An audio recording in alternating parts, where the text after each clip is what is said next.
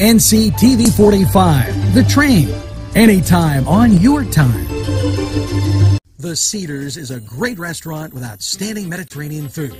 The Cedars takeout menu is second to none, featuring pizza, stromboli, hoagies, their famous lamb on the rod, and so much more. So when you're hungry and you want that Newcastle taste, make it Cedars. Now with 2 locations in Newcastle, 827 Addis Street on the east side and 1101 Highland Avenue. Call Cedars East 724-658-9260 or Cedars North 724-652-7657. R&A Screen Printing Newcastle is the place to go for signs, shirts, hats, vinyl lettering, embroidery, magnets, vehicle lettering, banners, window decals, and they can put your design on many items. They have decals for vehicles and signs for all your advertising needs. Great selection of sizes and styles of regular or glitter t-shirts. R&A can iron on a logo while you wait and can do any school logo. R&A Screen Printing, 1217 Moravia Street, Newcastle, open Monday through Friday 9 to 4. Call 724-652-2241. The Beanery Depot and Deli. Coffee, made-to-order subs, snacks, and more. Meatball sandwiches, fresh and hot. Pepperoni rolls, fish sandwiches, chicken, milkshakes. The Beanery Deli. When you're hungry for something special, and it won't cost you a lot of beans.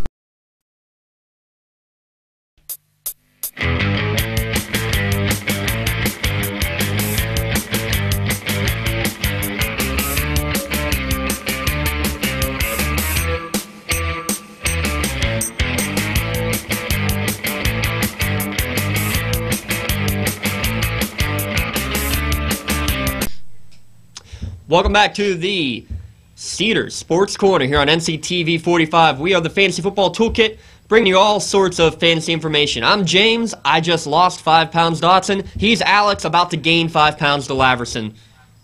It's Thanksgiving week. It's going to be a lot more than 5 pounds after I smashed some turkey, mashed potatoes, green bean casserole, sweet potato casserole, pumpkin pie, apple pie, rhubarb pie. So it's going to be about 500,000 calories I'm going to be consuming. You know, I heard a couple turkeys got pardoned. Well, they're watching a couple of turkeys at home right now, so we'll keep the gobbling to a minimum. But what we will say, though, is first, happy Thanksgiving to you and your family. Hope you have a fun and relaxing Thanksgiving weekend filled with lots of turkey and lots of stuffing and lots of football. And with that, Alex, let's get right to that point. Thursday games, Thanksgiving, 3 games again this year, like it has been for the last probably 4 or 5 years.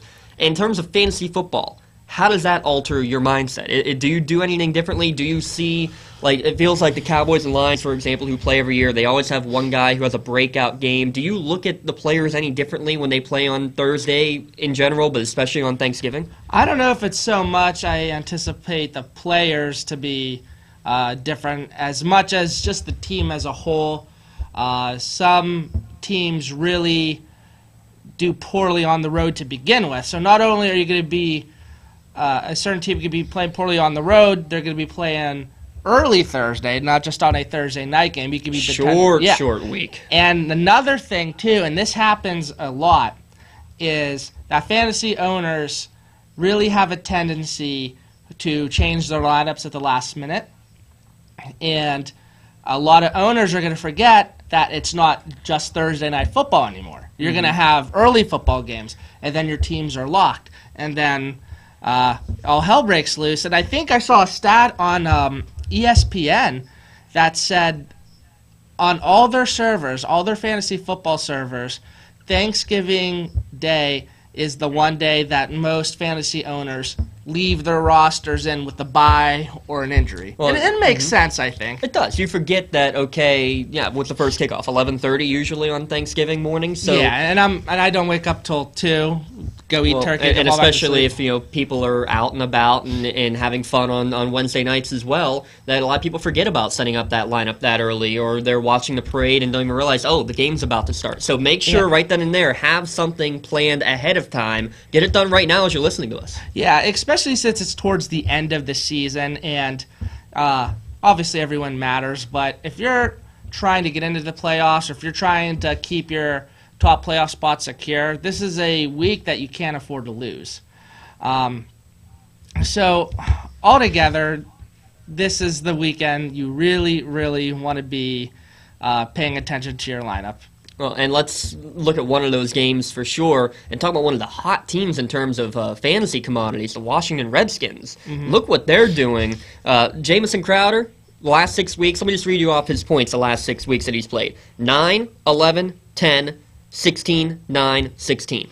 How's that for consistency and proving himself? Double digit on average for the last 6 weeks, never below 9, never below 16. That's got to be the protege of somebody who you're looking to pick up on a waiver wire. That's the type of guy you want, right, Alex? Oh, yeah, definitely. And it's also funny because last few shows, what do we say? That the free agents in your free agency pool really tend to get thinner as the year goes on. But then you have someone like James Crowder that's, slowly and quietly making some noise. And 9, 11, 10, 16, 9, 16, that's a big enough sample size to, at least for me, to go out and take him. You always say if a wide receiver goes out and has an amazing game, you're not going to necessarily go and get him immediately. But we talked about consistency with Rashard Matthews last week. He put up another double-digit point week, so he's exactly what you should be looking at. The other wide receiver, Pierre Garçon, also kind of getting better. Kirk Cousins, no joke, in my mind, has become a number one, a QB1, top 12 QB in fantasy football. And you know what? I got to give it to you because you've called that. You called that last. Yeah, okay. I'm gonna be putting some dirt back on your shoulder because I remember someone said Ezekiel Elliott was not worth a high draft choice, but not to mention names, Jimmy.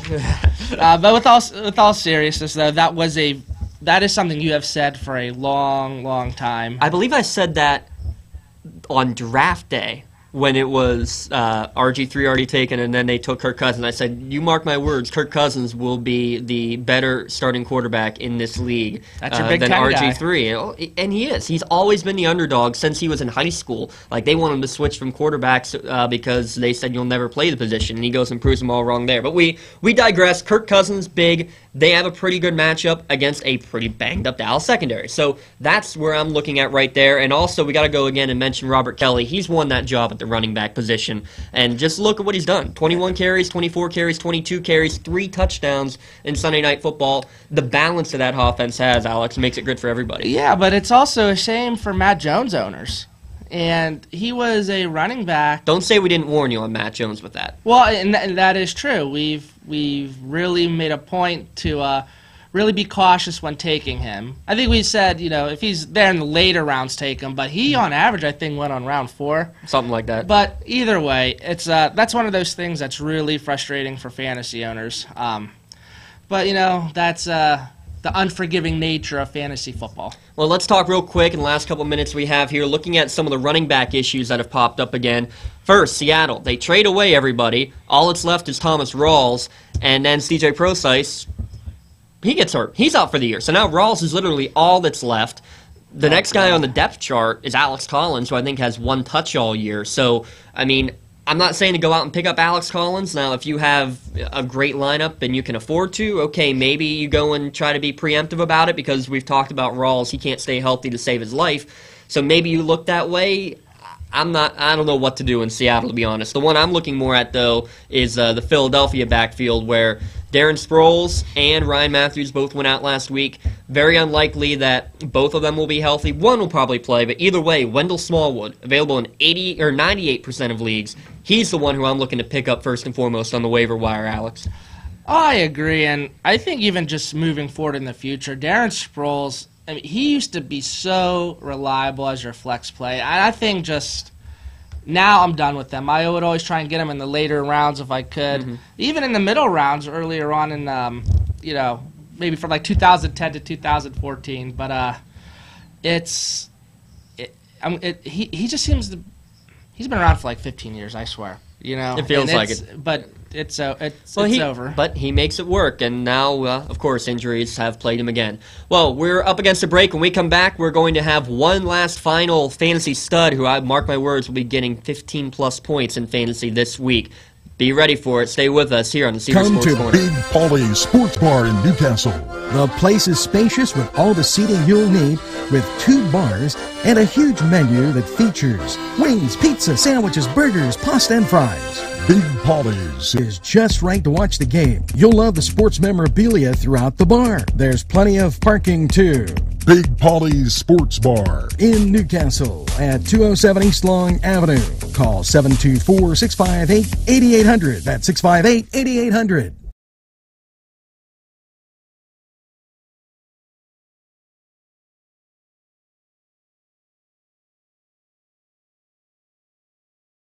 Gentlemen, if you want to look your best with high-quality clothing, then I recommend Main Street Clothiers and Custom Tailors in downtown Newcastle.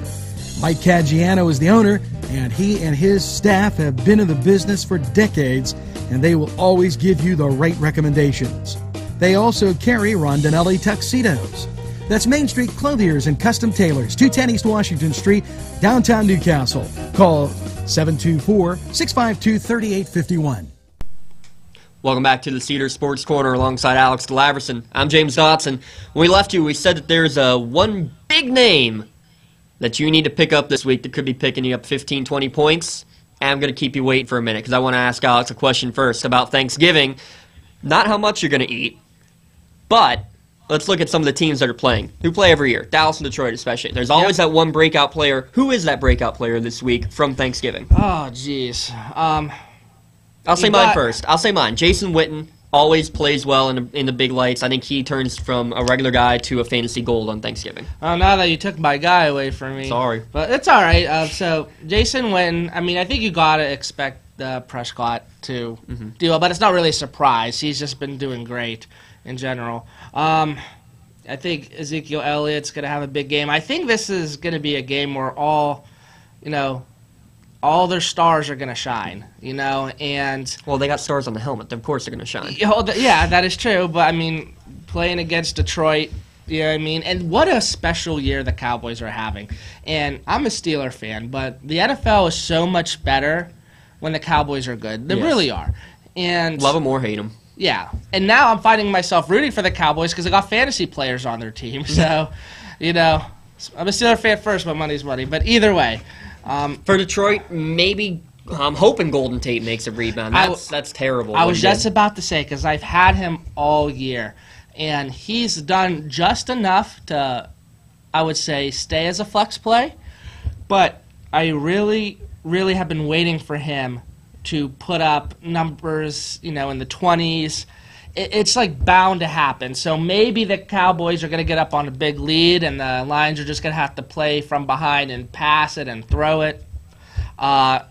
So if you have Golden Tate, and obviously if you're a receiver, you're going to want to start him. But if you have Golden Tate and you're pretty set a receiver and you're kind of thinking maybe I should put him in as a flex play, I give him strong consideration. I really think they're going to be played from behind most of this game. Yeah, probably, and that should help at least, but all I know is that he's been so up and down, it's very difficult. But on a short week, the short week always seems to favor the offense over the defense, so keep an eye there on that as well. What do you think that is? I think just less time to game plan. Less time to game plan defensively how you want to stop. It's bare bones, and in the end, the offense is going to end up winning this point in the year when it comes to the bare bones offense and defense.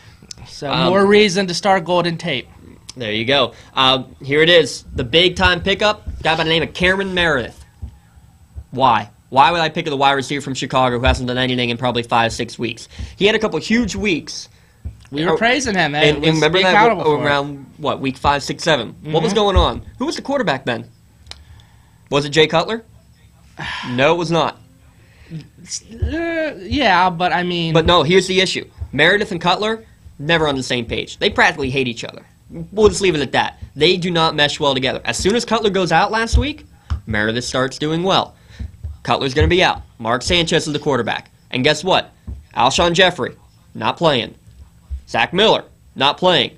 All of a sudden, he's the number one option, and with somebody other than Jay Cutler, he put up 15, 20-plus points in those 2 games without Cutler. I think he does the same thing again here against a banged-up secondary. Well, and that's kind of why I paused. I know that's what you were going to say, but I just think the fact, like you said, Jeffrey being suspended and Miller not being able to play, plus playing against the banged-up secondary, by default, he's going to have a decent game, or he should anyway. If he doesn't, that'd be kind of shocking. He does have butt fumble throwing it to him, but it's still not That would be Cutler. the only thing. But again, just the fact that he's going up against a weak secondary, and when you have someone like Mark Sanchez, what do? They tend to zone in and target one receiver more than the others.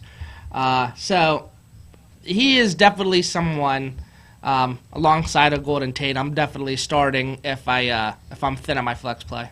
Well, keep sending us your start-sit questions, whether it be for a running back, wideout, flex play, double quarterback, any league, any scenario, especially daily questions. We filter them all. You can follow us on Facebook. Just look for 360 Sports Network, Fantasy Football Toolkit. On Twitter as well, at 3SN Fantasy and at FF Toolkit. We answer all of them, and we're pretty darn good at answering them most of the time. 88% success rate currently on the year, Alex. Not too shabby.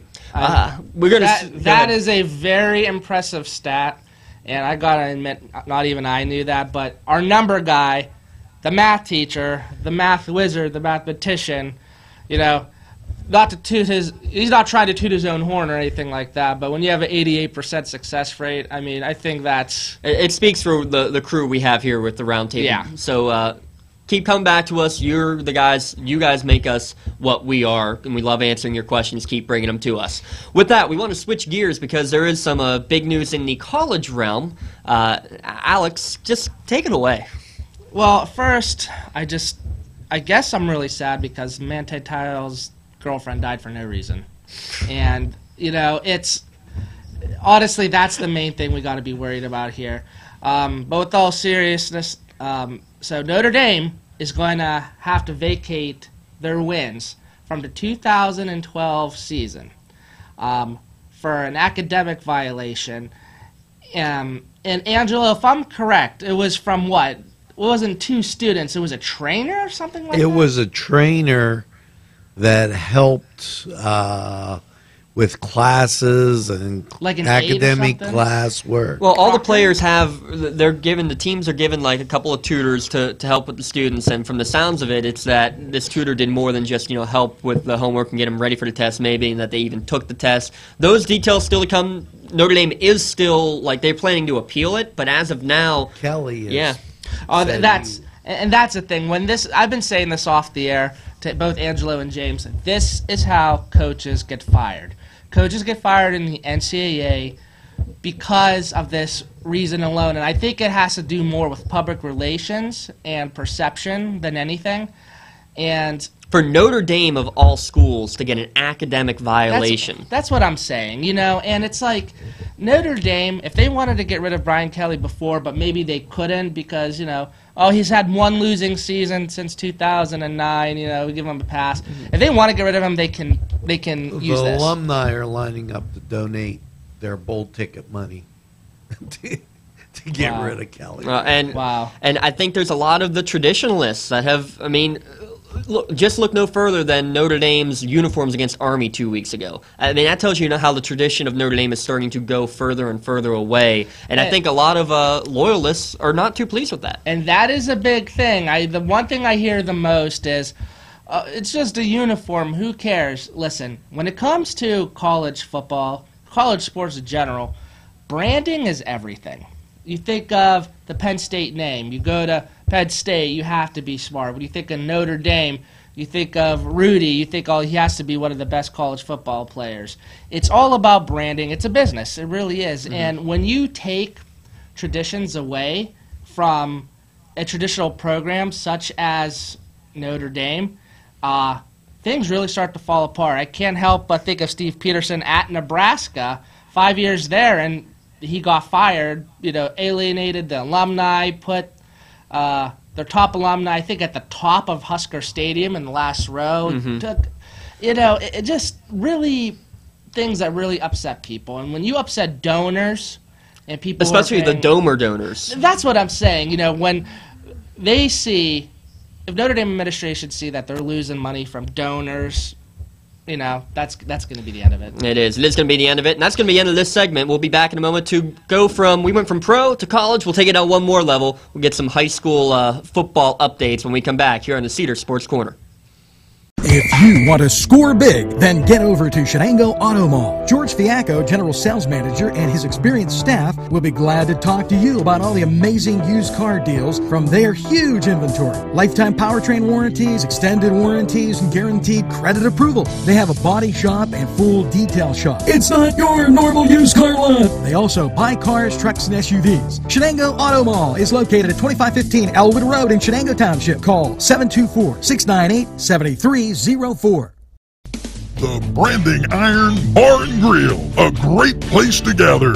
Some examples from the menu: 45-cent jumbo wings with 30 different kinds of sauce, meatball sub and fries, $5.50, hot cheese balls and burgers, and delicious large sandwiches. Stop in during happy hour, 4:30 to 7:30.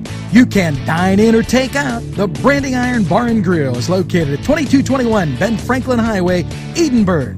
Call 724-658-1210. Welcome back to the Cedars Sports Corner on NCTV45, everybody.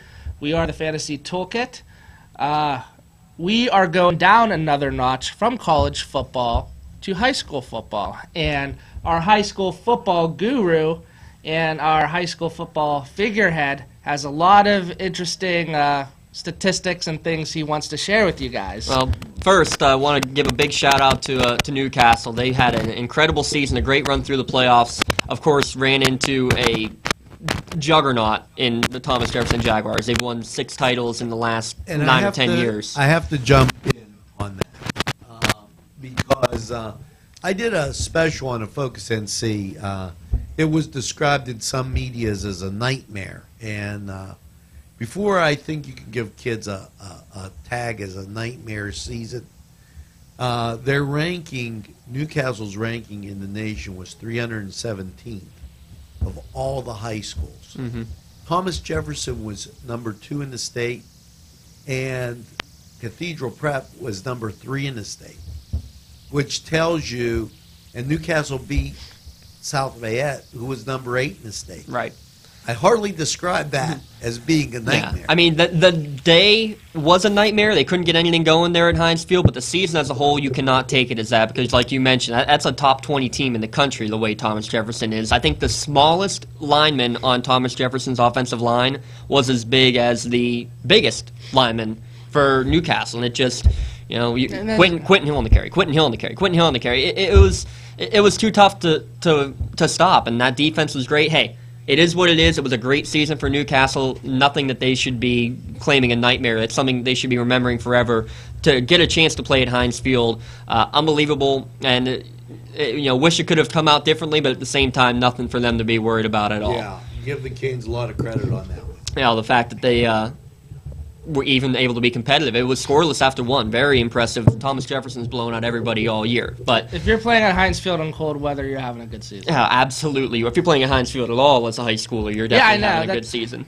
Some of this stuff is ridiculous. But let's look at another school, though, who doesn't get to play at Heinz Field, but they will play for their own WPIL championship. Neshannock, for the first time in their school history, will be playing in the Class 2A WPIL championship. They're playing, however, at Robert Morris University. Alex and I, that's definitely big for us as alum. I mean, we remember the days where if you won 10 games in the course of 20 years at Neshannock, it was an accomplishment. Yeah, and that's actually the theme this past week. When I'm talking to other alumni or other parents, it's like, how did this happen? It's going from 2 wins a year at best, usually 1, for about, 20 to 25 years, to now you're at the very top. You're expected to lose only 1 or 2 games. The stadium is full. It's electric. And this all happened when what? They moved down a division, if I'm correct. Oh no, even before that, it was really, it all kind of came together. They moved back down to single A. They had a good influx of athletes, and then Coach Mazzocco comes in and brings in a whole new system, and it meshed well with the team that they had. And winning breeds winning, and you see that time and time again. It gets the younger kids involved, and it just gets everybody, the whole school, the whole district, the whole community, and surrounding communities join and rally around them. You see it every year when Newcastle, especially in the basketball program, starts to do well. That's where you see the feeder systems start to get that much better. It helps everybody around. Not Neshannock doing well in football will help the football programs in Newcastle, Shenango, Laurel, all the surrounding communities. Same thing with, obviously, Newcastle's football program. We've seen it with their basketball program. So it all goes back to that, but more than anything, the fact that they had, if my numbers are correct, they had 4 playoff appearances ever in school history, and then now in the last 5 years, they have 5 more playoff appearances. So more in the last 5 years than they had in the previous 40 of the school history. Do you remember? Now, the bigger game may be next week with a Neshannock win, pitting Neshannock and Wilmington. So I was about to say is that Wilmington, they're playing, they've won District 10. They destroyed Sharpsville. They're very strong. You know, they run the triple option. They run the flex bone, wishbone very well. That's yours. That's my bread and butter, man. And no, they're playing against Kane, which is a very winnable game. Again, they got to go out there and play their game, and they should be able to take care of business against the District 9 champs up there. If they do that, though, yes, they'll be in the state semifinals against the winner of Neshannock Steel Valley. I got to talk about Steel Valley, though, for a minute. You know some of the names on that team. Paris Ford, going to Pitt. Wide receiver, just transferred from St. LaSalle this year. Dwayne Murray, who had 28 touchdowns last season. Zaquan Henderson's been an absolute force. And again, another big offensive line, defensive team. Very strong. I can't tell you how many pick sixes Paris Ford has on the year. Here's the thing about Steel Valley. We talk about Thomas Jefferson's defense being good. In 12 games this year, how many points has Steel Valley's #1 defense given up? You're more equipped to answer that How question. many, Angela? How many do you think? I'm going to say they haven't given up more than 30. You're about 32 high. They have not given up a single point with their first team defense on the field at all this year. They have not given up a single point in the first half this year. Yeah. Wow. And totally, I think on the whole year, they only have 30 points given up. Yeah, something, not too much more than that. It's around 40 to 50 if my numbers are correct. All I know is that at halftime, 45-0 is the average score. They've mercy ruled everybody who they've played this year. So same thing as it was for the Canes against a great opponent in Thomas Jefferson. Nothing to hang your heads on after a tough game. Same thing for Neshannock. They can go out and make history just by putting points on the board. This is a team, though, Neshannock. I'll tell you what. There's no offense that Steel Valley has played this year that's anything close to what Neshannock has. In fact, the best team they've played, Riverside, that they shut out twice, doesn't have much of an offense at all. Neshannock's option offense, especially against these skilled defensive players, what's the first thing you do when you have a great defensive team, lots of fast players? They all go running after the ball. You know what the triple option does? Here, I'm going to hand you the ball. Everybody's going to go to you. Oh, I pulled it back. Now I have it. Now I'm running down the field. I think Neshannock can really surprise the Steel Valley defense and definitely put points on the board. You have to score with Steel Valley with those guys. I think Neshannock is very capable of doing it, Alex. And that's the difference between this Neshannock team compared to Neshannock teams of the past. I remember when it would literally be run up the middle, run up to the right side of the line, and then to the left, and then punt on fourth down. They literally might have passed like 4 times a game. Maybe they didn't have the quarterback to do it. I like to think that they probably did. I mean, yeah, the spread though has been the game changer all through high school football, and Neshannock's really done it perfectly with Coach Mo. So again, congratulations to the Canes. Good luck to the Lancers this week. Good luck to the Hounds this week, and we would love to see Lawrence County. I'll tell you what, D10. Lawrence Mercer County gets absolutely crapped upon. No one cares unless they're from Erie. WPIL. Nobody cares about Lawrence County. They only care if you're from around Pittsburgh. Lawrence County really making a name for themselves when you already have 1 district champion and 2 that are in their district championships in Newcastle and Neshannock, and again, could possibly play for a trip to Hershey on the line if Neshannock can pull it off and Wilmington can pull it off this week. So fun times here in Lawrence County. Congratulations to all the schools involved. With that, Alex, we'll wrap it up here on NCTV 45. Thanks for tuning in to the Cedars Sports Corner again. Check us out every Wednesday. New shows coming out. And enjoy a happy Thanksgiving. Eat plenty of turkey. and enjoy lots of football. This program furnished by Sporting Goods, 23 East Washington Street, Newcastle. Call 724-658-2535. Funding for this program provided by Washington Center Physical Therapy, Norm A. Gabriel, MSPT, ATC owner.